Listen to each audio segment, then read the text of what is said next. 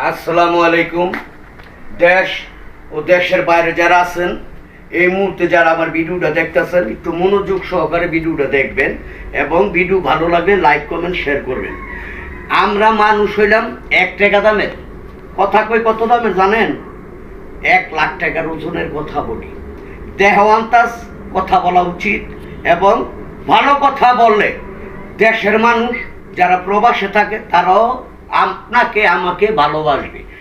So ইদারিং social মিডিয়ায় সেই দেখি একটা লোক, নাম বলে হাসনাত আবদুল্লাহ, নাম ওই আবদুল্লাহ, লালের ঘরের লা, আবদুল্লাহ মানুষ সন্তাস কথা বলে না, কথা কয় 1200 ওজনের কথা, যার কথার দ্বার মনে হয় যেমন বাংলাদেশের মধ্যে হ্যাঁ প্রধান উপদেষ্টা এবং প্রধান বক্তা, মানে হাত লড়ায় ছাড়া এইভাবে কথা বললে মনে করে যে আমি জানি কি হয়ে গেছি। শোন, তুই আমার ছেলের সমান বয়স হইব, তোর একটা কথা কই, কারণ তোর জন্মের আগের তেনে বাংলাদেশের রাজনৈতিক প্রেক্ষাপট আমরা যা দেখছি তা তুই জীবনে চোখে দেওস নাই।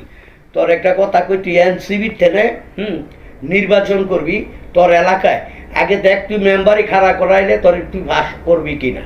হ্যাঁ, ওয়াক্কর দাইয়া চক্কর দই খারে যাওগা এমপি নির্বাচন করার লিগে টাকা পাইলা কই? বাংলাদেশের জনগণ জানতে চায় টাকা কই পাইলা। শোনো, আমরা কিন্তু তোমার সমস্ত ডিটেলস সব কিছু আমার কাছে আছে। কি আছে? তুমি একজন বক্তা, হ্যাঁ, বাংলাদেশের মধ্যে পুরা আতলারা একা ভাই দেখতেছ ভূমিকম্পর মতো।